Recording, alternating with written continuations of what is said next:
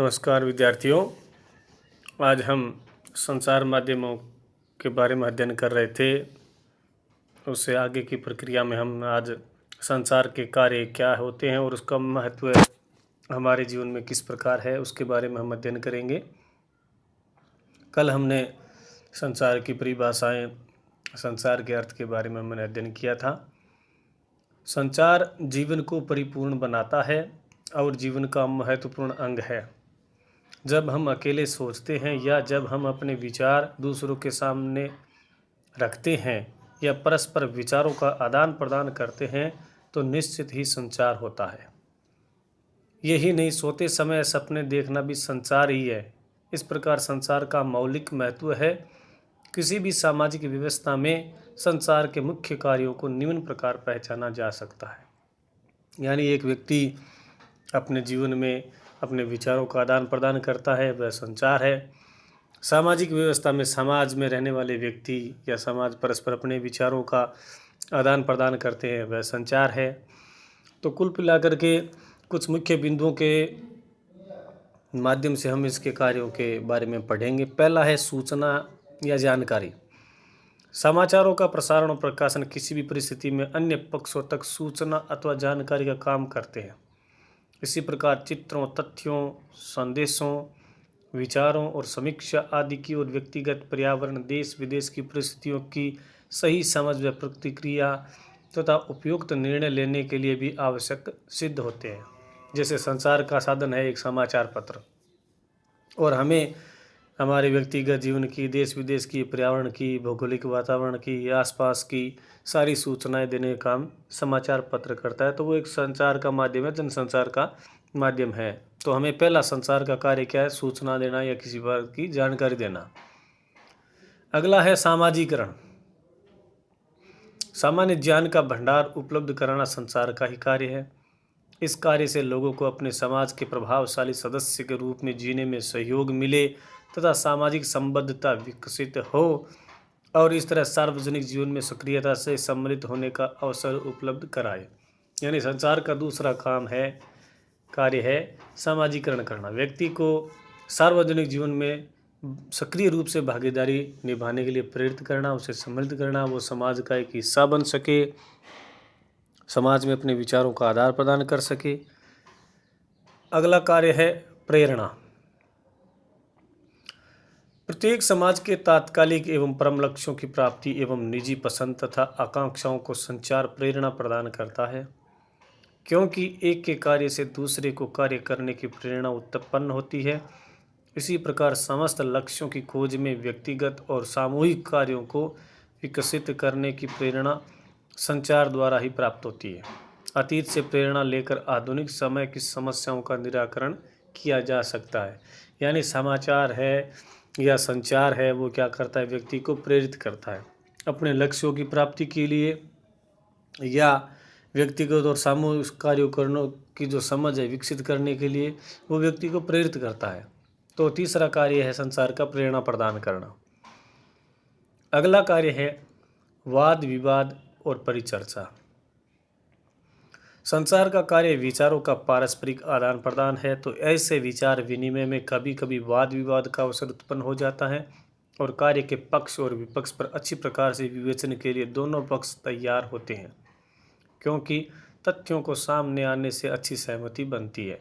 हमने पढ़ा भी है, संचार है वो क्या है? दो व्यक्तियों के मध्य आदान प्रदान होता है विचारों का, और यदि वो किसी कार्य पर या यदि कोई विषय पर वो पक्ष विपक्ष पर दोनों विवेचन करते हैं तो उसकी कमियां हैं, उसके गुण हैं या अच्छाइयां हैं, वो बिल्कुल सामने आ जाती है। तो संचार का अगला कार्य है वाद विवाद या परिचर्चा करना उस पर। इसी प्रकार परिचर्चा की व्यवस्था लिए जाने का कार्य जब संचार करता है तो सामाजिक समस्याओं पर भिन्न विचारों के स्पष्टीकरण और लोक रुचि के विकास के अवसर परिचर्चा में ही जुटते हैं। यानी आपस में जब समूह में चर्चा की जाती है तो समाज के विकास के अवसर है वो पैदा होते हैं। परिचर्चा में स्थानीय, देश और विदेश के मामले सम्मिलित हो जाने पर संबद्ध प्रमाण उपलब्ध कराने की व्यवस्था भी संचार माध्यम से ही संभव होती है। यानी समाज में ही नहीं बल्कि हम स्थानीय स्तर पर, देश विदेश स्तर पर भी परिचर्चा कर सकते हैं संचार के माध्यम से। और आज हम देख भी रहे हैं इस महामारी के अंतर्गत ऑनलाइन माध्यम से संचार व्यवस्था है वो बहुत ज़बरदस्त चल रही है। विदेश में बैठे हुए व्यक्ति से भी हम ऑनलाइन बात कर सकते हैं, उसके विचारों को जान सकते हैं, उसकी हम राय ले सकते हैं। अगला संचार का कार्य है शिक्षा। संसार के कामों में शिक्षण भी निहित है। शिक्षा से ही समाज का मानसिक विकास संभव है।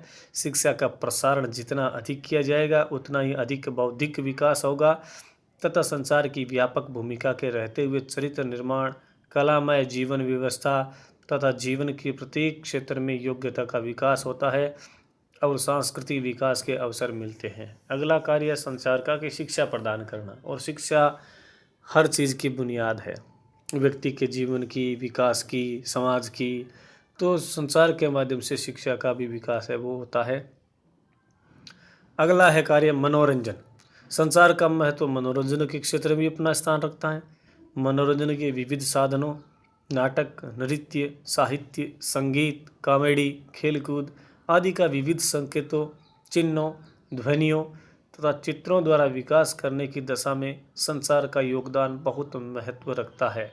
यानी ये जो हम पढ़ रहे हैं नाटक, नृत्य, साहित्य, संगीत, कॉमेडी, ये सारे के सारे मनोरंजन के साधन है, लेकिन है संचार के माध्यम भी, क्योंकि इसके माध्यम से हम अपनी अभिव्यक्ति करते हैं, हम समाज को, व्यक्ति को कोई संदेश देते हैं, सीख देते हैं, उपदेश देते हैं। यह कहा जा सकता है कि व्यक्तिगत तथा सामूहिक रूप में संचार के कारण ही मन बहलाव तथा आनंद प्राप्त होता है। तो संचार एक मनोरंजन करने का भी माध्यम है। एकीकरण। जीवन में संचार के कारण ही विविध पक्षों में एकीकरण का महत्व बढ़ जाता है। उन सभी लोगों, समूह तथा देशों तक विविध संदेशों को पहुंचाना जिन्हें एक दूसरे को समझने तथा दूसरों के रहन सहन, विचारों तथा आकांक्षाओं का मूल्यांकन करने की आवश्यकता है तथा संचार इसमें सर्वथा अपनी भूमिका निर्वाहित करता है। यानी वो एकता प्रदान भी करता है, क्योंकि जब संचार होगा व्यक्तियों के मध्य में या समाज और देश के मध्य में, दो देशों के मध्य में, तो विभिन्न प्रकार के संदेश वहाँ तक पहुँचेंगे, एक दूसरे को समझेंगे, विचारों को, भावनाओं को, तो उनमें एकता पैदा होगी। अगला महत्व है संचार का सामूहिक सत्ता की अपेक्षा उक्त सभी क्रियाओं में किसी न किसी स्तर पर संचार का महत्व रेखांकित किया जा सकता है। सामूहिक सत्ता तथा समुदाय के लिए संचार एक प्रकार से आवश्यक अपेक्षा बन गई है। सबको संबोधित करना हो, सामूहिक हो या सामूहिक सत्ता चलानी हो, तब संचार उसमें बहुत बड़ी महत्वपूर्ण भूमिका निभाता है। विद्वान मीडिया कर्मी उमा यादव का कहना है कि सामूहिक सत्ता तथा समुदाय के लिए संचार एक आवश्यक अपेक्षा बन गई है। वह समाज पूर्ण रूप से जीवंत नहीं बना रह सकता जिसके लोग ढंग से राजनीतिक मामलों, विदेश तथा स्थानीय घटनाओं या अपने परिवेश के बारे में जानकार नहीं है। तो संचार के माध्यम से ही अपने परिवेश की जानकारी मिलती है। अगला महत्व है परिवर्तन। परिवर्तन किसी भी रूप में हो सकता है। कोई भी व्यक्ति जीवन में नीरसता नहीं चाहता। टेलीविज़न या सिनेमा देखना, क्लब या पार्टी में भागीदारी, डिस्को जाना आदि जीवन में परिवर्तन के ढंग है। व्यापक रूप में परिवर्तन चाहे कुछ हो और किसी भी क्षेत्र, सामाजिक, आर्थिक, राजनीतिक या व्यक्तिगत में एक व्यवस्था के स्थान पर जब दूसरी व्यवस्था अपनाते हैं या नए रीति नियम अपनाते हैं, तो ऐसे समय में वार्ताओं, मुद्रणाओं, आंदोलनों, क्रांतियों के अवसर भी आते हैं। ये सब प्रक्रियाएं संसार के विशिष्ट कार्य के रूप में जाने जाते हैं। यानी संसार है वो परिवर्तन करने का माध्यम भी है। और ये माध्यम क्या है, ये तो हकीकत में वास्तविकता है। सब देख ही रहे हैं कि आज संसार क्रांति के माध्यम से व्यक्ति के जीवन में, समाज में कितना परिवर्तन आया है। नियंत्रण एवं निगरानी। हेराल्ड लेशवेल ने संचार कार्य के रूप में नियंत्रण और निगरानी को ऐसा कार्य बताया है जो समाज के विभिन्न घटकों, सामाजिक, सरकारी, गैर सरकारी, निजी संस्थान आदि पर नियंत्रण और निगरानी द्वारा इस संचार संभव है। यानी बहुत बड़े बड़े जो संगठन है, जो बने हुए हैं, निकाय बने, समूह बने हुए हैं, उनमें संचार के द्वारा ही नियंत्रण है वो किया जाता है। पत्रकार समाज में होने वाली घटनाओं के विभिन्न पहलुओं को उजागर कर उनकी व्याख्या करते हैं तथा लोगों को उसके महत्ता एवं प्रभाव की जानकारी देते हैं। विभिन्न गतिविधियों पर नियंत्रण रखने का दायित्व भी संचार पर ही होता है। तभी समाज और देश में नैतिक व्यवस्था स्थापित रखी जा सकती है। यानी समाज में नैतिक व्यवस्था स्थापित करने का कार्य भी संचार है वो करता है। संचार के कुछ अन्य महत्वपूर्ण कार्य है मानवीय संवेदनाओं की अभिव्यक्ति एवं तुष्टीकरण, यानी सबको संतुष्ट करना। पर्यावरण का संरक्षण भी किया जा सकता है। नवाचार, किसी क्षेत्र में कोई भी नवाचार कर रहे हैं, कोई नई योजनाएं, नए कार्य, नई कोई भी बात है, वो संचार के माध्यम से लोगों तक पहुंचाई जाती है। औद्योगिक उत्पादन में वृद्धि, संचार के माध्यम से बैंक सेवा, राजनीतिक दल, एयरलाइन कंपनियों, विश्वविद्यालयों एवं शोध संस्थानों में परस्पर आवश्यक सूचनाओं का आदान प्रदान है वो संचार के माध्यम से ही होता है।